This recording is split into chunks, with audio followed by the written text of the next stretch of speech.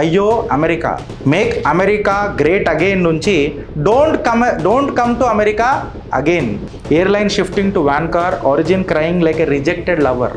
ఓ భగ్న ప్రేమికుడు లెక్క అవావా అని ఏడిచేస్తున్నారు.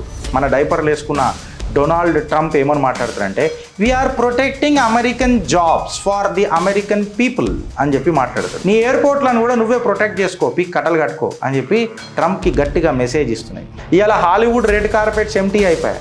ఇవాళ బ్రాడ్వేలన్నీ ఇంటర్నేషనల్ టూరిస్టులకు దర్వాజాలు బంద్ అయిపోయాయి. నువ్వు భారత్ని టారిఫ్లతో బదనాలు చెప్తానంటే నడుస్తుందా? ఇక నయాగరా ఫాల్స్ షుట్టు అయితే ఇక నిజంగా చెప్పాలనంటే అక్కడ అన్ని దుకాణాలు ఉన్న ఇళ్ళన్నీ పాత పురాణ కిరాణా షాపులు అయిపోతుంది, గట్ల అయిపోయినాయి.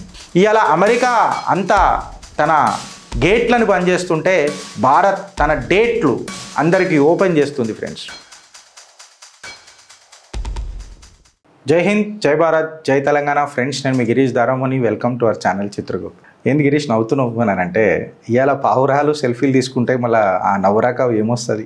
మళ్ళీ ఏంది గిరీష్ గాడ పక్కకు ట్రంప్ నవ్వుతున్నాడు అని అంటే, పావురాల రెట్ట మీద పడితే ఇక అలా మంచిగుంటే సువాసన ఉంటుందా? అందుకే ట్రంప్ ఏడుస్తున్నాడు అని చెప్పి నేను చెప్తున్నా. ఈ ఏడుపు ఎందుకు అని అంటే, ఇవాళ అమెరికాలో గోస్ట్ టౌన్లు అవుతున్నాయంట.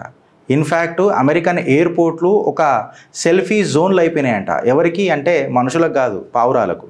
అయ్యో అమెరికా అలా నినాదం చూడుండ్రు ఒకసారి వెనకటికి. అయ్యో అమెరికా నేను ఊకనే అంటలేను. From make America great again నుంచి don't come to America again దాకా వెళ్ళిపోయాను.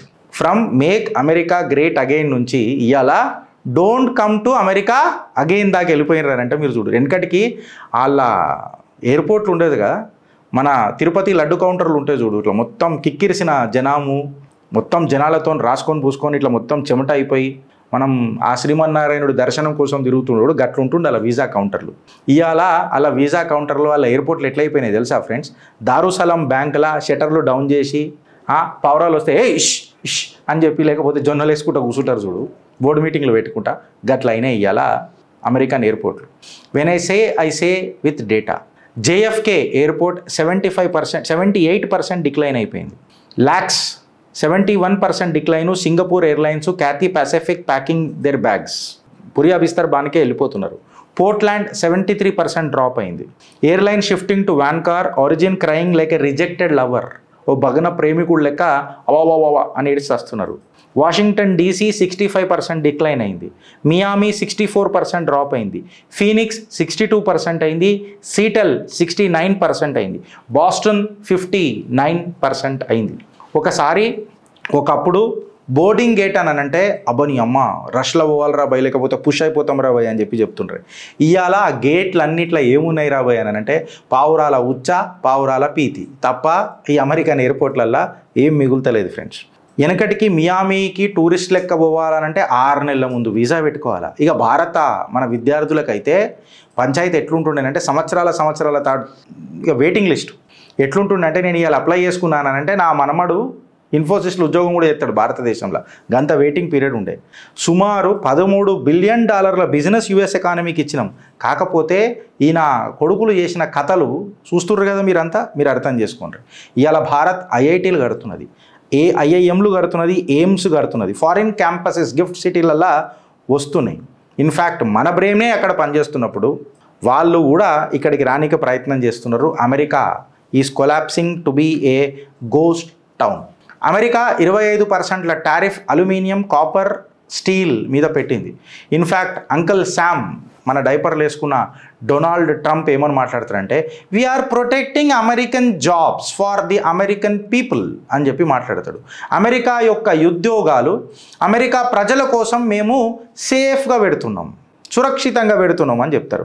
అయితే ఇక్కడ బిజినెస్లో చేస్తున్న ఎయిర్లైన్స్ అన్నీ ఏమంటున్నాయంటే, సరే నీ ఎయిర్పోర్ట్లను కూడా నువ్వే ప్రొటెక్ట్ చేసుకో, పీక్ కట్టలు కట్టుకో అని చెప్పి ట్రంప్కి గట్టిగా మెసేజ్ ఇస్తున్నాయి. మేమందరం యూరోప్ పోతాంలే అబ్బా, ఇంకెందుకు గట్లుంటుంది మరి మనతోని అని చెప్పి ఎయిర్లైన్స్ అన్నీ చెప్తున్నాయి. ఇవాళ అమెరికా ఒక గోస్ట్ టౌన్ డిప్లొమసీ ఏడాదాకా తీసుకోబోతుందో మనం చూద్దాం ఫ్రెండ్స్.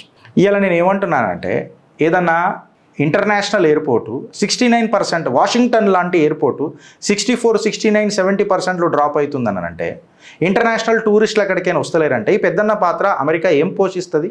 ఇన్ఫ్యాక్ట్ ఇంటర్నేషనల్ టూరిస్టులు రాకపోతే బిర్యానీలో దమ్ పీస్ లేకపోతే ఎట్లుంటుంది ఫ్రెండ్స్? నిజంగా చెప్పురు మీరు, డ్రై యూజ్లెస్ లెక్క. దాన్ని బిర్యానీ ఎందుకు అంటాం మనం? దాని బదులు దాని పెరగన్నమో పులావో అనుకుంటూ అయిపోతుంది కదా. ఇవాళ హాలీవుడ్ రెడ్ కార్పెట్స్ ఎంటీ అయిపోయాయి. ఇవాళ బ్రాడ్వేలన్నీ ఇంటర్నేషనల్ టూరిస్టులకు దర్వాజాలు బంద్ అయిపోయాయి. ఇవాళ ఎట్లయిపోయిందని అంటే కల్చరల్ ఇన్ఫ్లుయెన్స్ ఏదైతే ఉంటుంది కదా, కుర్తా కంటే జల్దీ ష్రింక్ అయిపోయాయి అమెరికా. అది ఇక భారత్లో బాలీవుడ్, టాలీవుడ్, స్టార్టప్ యూనికార్న్స్, ఇక నేను సపరేట్గా వీటి గురించి నేను చెప్పాల్సిన అవసరం లేదు. ఇక ఎట్లయిపోయిందని అంటే వెస్టర్న్ కిడ్స్ కూడా ఇవాళ ఏమంటారు అంటే, అమ్మ నాకు దోశనే కావాలా, ఈ మెక్డొనాల్డ్ నగ్గెట్స్ రావద్దు, నాకు ఇష్టం లేదు అని అనే స్థితిలో ఉన్నప్పుడు నువ్వు భారత్ని టారిఫ్లతో బదనాం చేస్తానంటే నడుస్తుందా?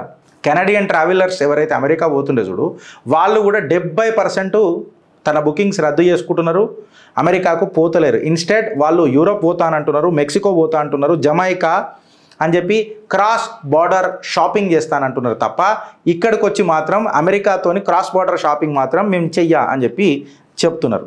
ఇక నయాగరా ఫాల్స్ షుట్టు అయితే ఇక నిజంగా చెప్పాలనంటే అక్కడ అన్ని దుకాణాలు ఉన్న ఇళ్ళన్నీ పాత పురాణ కిరాణా షాపులు అయిపోతుంది చూడు, గట్ల అయిపోయినాయి.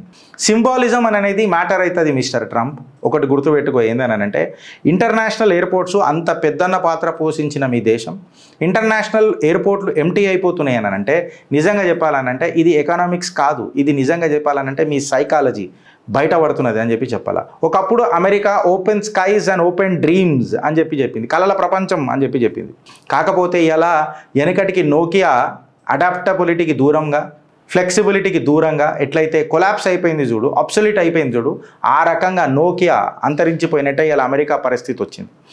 ఇవాళ ఇండియన్ స్టూడెంట్స్ అమెరికా కంటే ఎక్కువ లండన్, ఆస్ట్రేలియా, ఇన్ఫ్యాక్ట్ యూరోప్కి బాగా ప్రాధాన్యత ఇస్తున్నారు. భారత్లో కూడా కొన్ని వరల్డ్ క్లాస్ యూనివర్సిటీస్ వచ్చినాయి. భారత్ మీ దగ్గరికి ఎందుకు వస్తుందనండి? గ్లోబల్ ఏవియేషన్ ఏదైతుందో అది కంప్లీట్గా అమెరికా నుంచి ఇవాళ ఏషియా, యూరోప్, మిడిల్ ఈస్ట్కి వచ్చేసింది. ఇన్ఫ్యాక్ట్ భారత్ దీనికి ఒక న్యాచురల్ హబ్ లాగా జియోగ్రఫికలీ అంటే భౌగోళిక పరంగా, ఎకనామికల్గా అండ్ డిప్లొమాటికల్గా దర్వాజాలన్నీ ఓపెన్ చేసి పెట్టింది. ఇవాళ అమెరికా అంతా తన గేట్లను పనిచేస్తుంటే భారత్ తన డేట్లు అందరికీ ఓపెన్ చేస్తుంది ఫ్రెండ్స్. ఏదైతే ల్యాండ్ ఆఫ్ ఆపర్చునిటీస్ ఉండేనో ఇవాళ ల్యాండ్ ఆఫ్ ఎంటీ టెర్మినల్స్ అయిపోయింది. ఆడ పావురాల రెట్టలు, పావురాల పీతులు, ఇన్ఫ్యాక్ట్ చెప్పాలంటే డ్యూటీ ఫ్రీ లాంజ్లు అవి ఎంజాయ్ చేస్తున్నాయి. అదే Bharat is flying high, building high, attracting brains and exporting ideas friends. మళ్ళా ఈ మన అంకుల్ శామ్ ఎవరైతే ఉన్నారో, మన డొనాల్డ్ ట్రంప్ ఎవరైతే ఉన్నారో, ఆయనకి ఇది అర్థమవుతుందా అని అంటున్నా. నీకు అర్థమవుతుందో లేదో నాకు తెలియదు, కానీ మీరు సబ్స్క్రైబ్ బటన్ కొడితే మాత్రం ఇట్లాంటి కంటెంట్ ఇంకా మీకు గట్టిగా వస్తుంది. ఎందుకనంటే I'm ready to flight a Bharat 2030 ఐసీ 2030 ఫ్లైట్ ఎక్కి జర భారత్ యొక్క గొప్పతనం, ప్రతిభ, పరాక్రమం చూడడానికి ఫ్లై చేయడానికే ట్రై చేస్తున్న ఫ్రెండ్స్. భవిష్యవాణి చెప్పడానికి ప్రయత్నం చేస్తున్నా. కంటెంట్ నచ్చితే ఒక నలుగురికి షేర్ చేస్తారనుకుంటున్నా, కమెంట్ చేస్తారనుకుంటున్నా, అండ్ సబ్స్క్రైబ్ బటన్ ఒత్తకుండా మాత్రం మర్చిపోకూడదు. భారత్ మాతాకి జై.